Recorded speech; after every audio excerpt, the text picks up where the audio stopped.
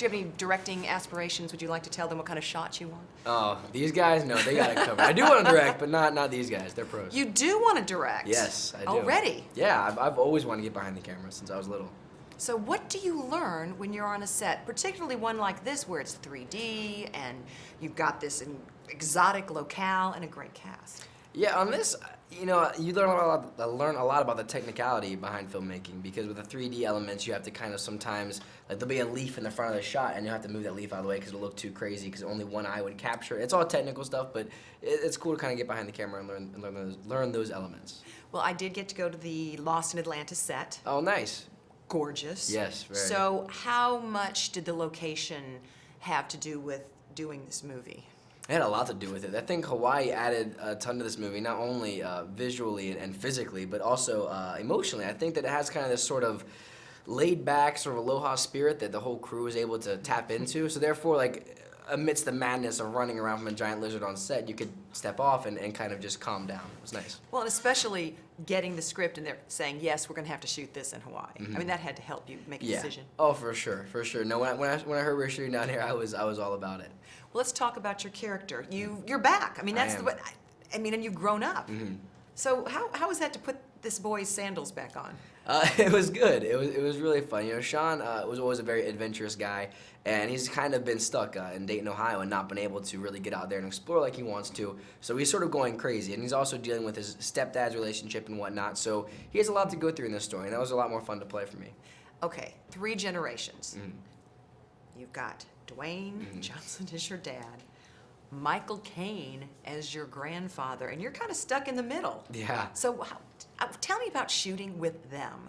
It was amazing. I mean, Dwayne, he's such a big physical guy that at first you could be easily intimidated, but then you meet him and he's super down to earth, super nice, and just a really genuine person. And Michael Caine, I mean, the guy's like pushing 80 years old and he has more energy than all of us. And to see somebody like that at that age who's that accomplished just gives you a lot of confidence as a young actor to know that maybe one day I can be like that. Did he ever give you advice? Not so much. I mean, for me, it was just sort of watching him and seeing how he always rehearsed his lines a ton and like really knew his words and was able to kind of play with them and almost like orchestrate them. It was really, really cool. Then, of course, there's the other family dynamic, Luis Guzman and Vanessa Hutcherson, Yes. who says is a good old friend of yours. Y'all have known Yes. each other for a long time.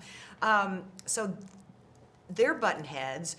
But I would think Luis must have been hysterical to work with because he's always probably going off, right? He is. He's an improv king. So to watch him and to try to keep up with him was very fun and funny. There's a lot of outtakes, a lot of laughing going on. And Vanessa was great. I mean, she's so fun and bubbly and free-spirited. We can just have fun all day long and dance around and sing on set. It was a lot of fun.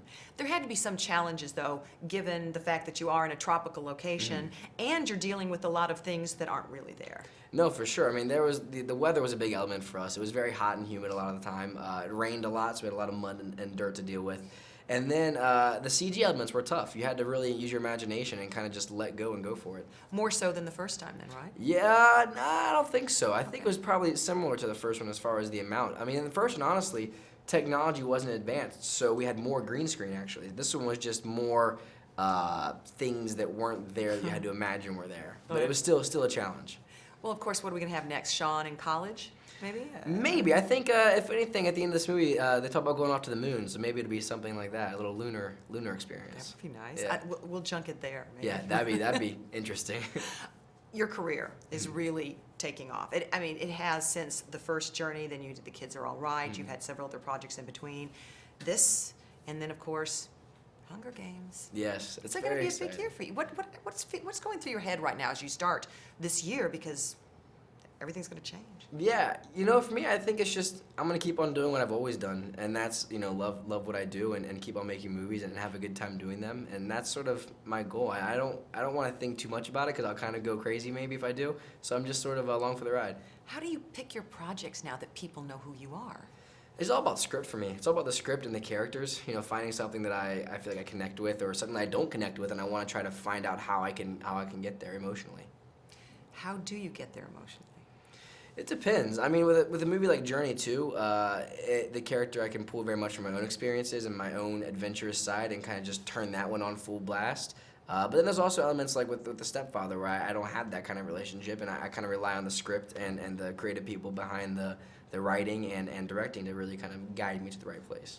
Is there some place that you would want to go that probably doesn't exist? I don't know if I'm asking this right, but kind of like a mysterious island. But is there some place in your mind that, wow, if I could just go there?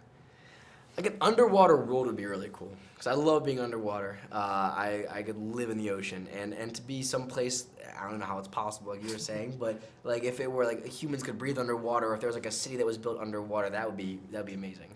You did have some underwater shots. We did. Now, was yeah. that really underwater? It was, yeah. Because that looked like it. Yeah, no, we were. We had to get scuba certified actually for this role, so that was a very fun experience.